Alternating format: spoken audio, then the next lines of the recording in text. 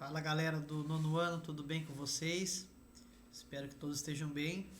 Dando continuidade às nossas aulas, hoje a gente vai trabalhar um pouquinho sobre o fascismo. A gente vai conhecer um pouquinho sobre como que funcionava o regime fascista. E nós vamos estar então trabalhando a nossa aula correspondente ao módulo 6 da nossa apostila número 2, onde a gente vai conhecer um pouquinho então sobre os regimes totalitários. Para a gente começar a entender um pouquinho como funcionava a política do regime fascista, nós vamos analisar algum contexto geral relacionado à política fascista. Então, do ponto de vista econômico, social, a gente também vai ver os antecedentes e os motivos que levaram ao surgimento do fascismo. Do ponto de vista econômico, a gente tem que lembrar, galera, que havia uma grande crise econômica mundial, primeiramente por conta do pós-Primeira Guerra Mundial, e depois nós vamos ter também uma grande crise no sentido da própria quebra da Bolsa dos Estados Unidos em 1929. Então são dois acontecimentos importantes na economia mundial que de alguma maneira vão favorecer então o surgimento de políticas totalitárias, como o fascismo e como o nazismo, que nós vamos ver um pouco mais adiante. Nós vamos ter inflação e um grande aumento no desemprego que acabou se acirrando depois da Primeira Guerra Mundial e também depois da crise de 1929. Do ponto de vista social, nós vamos ter várias agitações, um contexto muito favorável por conta dessas crises que vão gerar greves, manifestações, ocupações, tá? Tanto nas ocupações espontâneas nas fábricas como nas propriedades agrícolas. E ao mesmo tempo, diante de tudo isso, a gente começa a notar que cresce entre a população a necessidade então de haver uma ordem, né, uma autoridade que acabasse com toda essa problemática. Do ponto de vista político, que vai gerar o fascismo, que vai levar ao fascismo, nós vamos ter ali o descrédito dos regimes democráticos. As pessoas começam a enxergar nas democracias um modelo que não acabou favorecendo então todos os acontecimentos até então, né? Eles começam a achar que a democracia já não é um regime tão aceitável ou um regime que realmente conseguia solucionar esses problemas de ordem econômica e social. E ao mesmo tempo, a gente tem que destacar que havia um grande receio, tá, de uma ameaça comunista. Nós estamos falando da primeira metade do século XX, onde a Europa assistiu à Revolução Russa, e aí havia então essa preocupação de que ocorresse em outros países a mesma coisa que ocorreu na Revolução Russa. Então, sindicatos, partidos democráticos, né, principalmente o Partido Comunista, eles vão ser considerados ali um mal, né, um mal que deveria ser combatido. E aí nós vamos ver então o principal personagem desse contexto do surgimento do regime fascista, que é o Benito Mussolini. Em 1919, o Benito Mussolini ele cria o Fácio Milanês de Combate, que nada mais era do que um grupo armado, tá, que queria impor um novo sistema, né, uma nova ordem, baseada ali num programa de reformas sociais, então voltados para a área do emprego, questões econômicas, a melhor condição de vida, e ao mesmo tempo uma política militarista, tá? Que vai trabalhar muito na conquista e expansão territorial. Esse movimento então, né, dos Fati, né, ele vai crescer e vai dar origem ao Partido Nacional Fascista. E aí nós temos o Benito Mussolini, que vai ser então o líder que vai conduzir então esse partido. E ao lado nós temos a imagem do chamado fástio, né? O que era o fástio? Era esse símbolo, tá? Onde nós temos um feixe, né? Fástio vem de feixe, um feixe, né? Uma junção ali de várias hastes de madeira, tendo um machado fixado junto, né? Simbolizava a união e a força. Bom, a ascensão do Mussolini, como ela vai acontecer? A partir de 1920, nós vamos ter ali uma forte propaganda e uma propaganda violenta dos chamados camisas negras. Falava-se camisas negras porque o partido fascista usava esse uniforme de camisas negras, um uniforme militar totalmente negro, tá? E esse movimento vai crescendo na questão de popularidade com as pessoas no geral, né?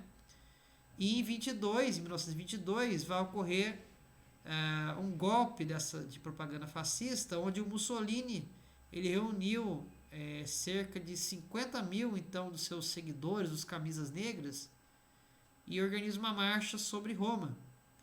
E o objetivo era justamente tomar o poder, dar um golpe de Estado e tomar o poder da Itália. Aí nós temos o exemplo do Jornal Brasileiro de 1922 falando exatamente sobre esse episódio. Então foi um episódio que acabou repercutindo no mundo todo. E aí nós vamos ter uma figura emblemática nessa história, que era o rei Vítor Emanuel III, que era o rei da Itália, né, e oficialmente o governante da Itália. Só que ele temia uma guerra civil e ele acaba não oferecendo resistência à entrada então desse grupo fascista, né? E aí ele dá ao Mussolini as rédeas então do poder. Ele entrega ao Mussolini o poder, tá? E assim ele perde toda a sua autoridade, que até então era a autoridade oficial constituída. A Itália era então a monarquia, tá? Em 1824 vão ocorrer as eleições, obviamente são eleições manipuladas, são eleições que foram controladas pelo Partido Fascista, e nós vamos ter ali a forte atuação então das milícias armadas que estavam a serviço do próprio Mussolini, e obviamente os fascistas ganham, né? Uma vitória já anunciada. O Mussolini imediatamente ele vai eliminar os demais partidos e assume todo o poder legislativo, executivo, e se torna o chefe do exército. E aí ele ganha esse título bem interessante, a gente ouve muito falar, né? Que é o Duce, né? Que quer dizer o guia, tá? Então o Duce, o guia que vai nesse contexto, teoricamente, conduzir os italianos a essa nova fase, uma fase de crescimento, de união aí nacionalista, tá? Mas que viria a ser uma ditadura. Do ponto de vista econômico, nós vamos ter as principais medidas que foram adotadas a partir da chegada do Mussolini ao poder. O Estado italiano ele procurou a todo custo que fosse autossuficiente, né, um princípio de autarcia, né, ou seja, reduz-se as importações, o Estado passa então a produzir a maior parte da sua circulação de mercadorias, produtos, serviços, né? Ele estabelece algumas medidas para combater o desemprego e nesse caso ele vai então investir pesado em obras públicas, né, para que as pessoas estivessem trabalhando. promove ali reformas na questão agrícola, né, na agricultura, no campo. Vai determinar que o Estado controlasse toda a economia industrial e a produção. Aí vai investir muito pesado ali na produção de aço, na construção naval. Lembrando que tinha essa característica de expansionismo militar, então era necessário que a indústria se fortalecesse. E ele proibiu a imigração, né, justamente para evitar a redução na população. Incentivou o aumento da natalidade. Então ele proibiu que as pessoas saíssem do país, né, e também vai incentivar que os italianos naquela época tivessem cada vez mais filhos, né, filhos que iriam servir então para o Estado. Tá? Do ponto de vista político, ele elimina todos os partidos. A Itália deixa de ter um pluripartidarismo, né, ou seja, a existência de outros partidos, e passa a ser um monopartido, né, um monopartidarismo, tá, um único partido no poder, que era o Partido Fascista. Perseguiu então todos os seus opositores, né, e geralmente de maneira muito violenta essa perseguição, né, muitas mortes. Estabelece uma censura, acabou com toda a liberdade de imprensa, tudo que era vinculado tinha que passar pelo crivo do Estado, né, pelos órgãos de regulação de propaganda do Partido Fascista. Proibiu as greves e as atividades sindicais. Criou uma polícia política, né, para justamente perseguir os opositores. E criou mecanismos para controlar a educação dos jovens. Para a mentalidade fascista, era importante que desde a escola os jovens aprendessem então elementos voltados ao nacionalismo, né, e a toda essa cultura fascista que a gente vai ver um pouco mais adiante. Do ponto de vista militar, ele defendeu a construção de um império, né? Ele acreditava que a Itália deveria voltar a ter as suas antigas glórias desde a época do Império Romano. Ele queria um novo Império Romano, tá? E assim ele conquista a região da Abissínia e da Etiópia, ao norte da África. Promoveu também uma intervenção na Guerra Civil Espanhola como uma forma de mostrar o poder militar que a Itália estava desenvolvendo, e vai se aliar à Alemanha, né? E essa aliança inclusive vai gerar o contexto militar político ali da Segunda Guerra Mundial, que também a gente vai ver em breve. E os princípios ideológicos do fascismo, eles são muito importantes justamente para que a gente possa compreender como que a política fascista se desenvolveu e quais foram as suas principais motivações. Motivações essas que também depois vão, de alguma maneira, inspirar o regime nazista na Alemanha. Tá? Então, nós vamos perceber ali uma certa similaridade nesses elementos. O primeiro ponto importante é a ideia de culto ao chefe. Tá? O chefe, então, no caso da Itália, né, o Mussolini, né, o Duce, ele era visto então como o salvador, né? Ele deveria ter todos os poderes porque ele iria salvar o país, né? Ele ia conduzir o país à vitória. O totalitarismo é outro elemento importante. O indivíduo, né, estava totalmente sujeito à vontade do Estado. O Estado comandava a vida de todas as pessoas não tinham as suas liberdades democráticas. Tá? Tudo era voltado para o controle do Estado. Do ponto de vista da defesa, nós vamos ter a ideia do nacionalismo e também do imperialismo.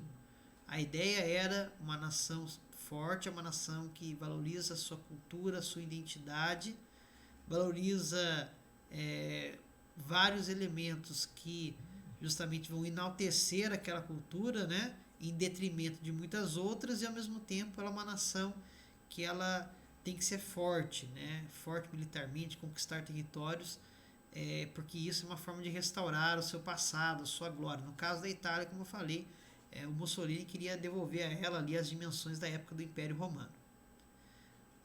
O corporativismo era outro ponto importante, né? Justamente nessa relação de patrões e operários, empregados, né?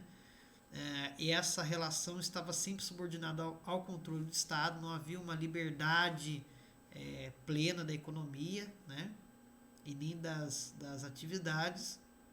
O antiparlamentarismo, isso é fato, né? Porque a gente está falando de um sistema que proíbe o multipartidarismo, o pluripartidarismo, né? Impõe o monopartidarismo a apenas um único partido. Obviamente eles vão ser contra, então, divergências políticas, né? Divergências de ideias, inclusive. E o antissocialismo, o anticomunismo, que era outro fator importante, né? Nós estamos falando de um regime que, para alguns historiadores, a gente sabe que existem controvérsias, né? Mas é tido como uma extrema-direita, né? Então, um regime de extremo, na verdade, tá? E que vai perseguir, prender, exilar os comunistas, socialistas e sindicalistas. Em alguns pontos, ele vai sim se assemelhar aos socialistas e aos comunistas, mas no seu bojo ali ideológico ele é contra, ok? Bom, então é isso, pessoal. Lembrando que agora é a hora da gente fazer então a nossa revisão. Nós estamos trabalhando o módulo 6, a nossa apostila número 2, que tem como o título Tempos Sombrios, a ascensão do fascismo e do nazismo na Europa. Não deixe de fazer as atividades propostas no nosso plural, ok? Para mais dúvidas, esclarecimentos, colocações, vou estar disponível então na nossa aula online, né? No mesmo horário das nossas aulas presenciais. Não deixe de acessar depois o link lá no nosso plural, ok? Um grande abraço para vocês. Não esqueçam que para a história o tempo não para e a gente também não pode parar. Muito obrigado. Tchau, tchau.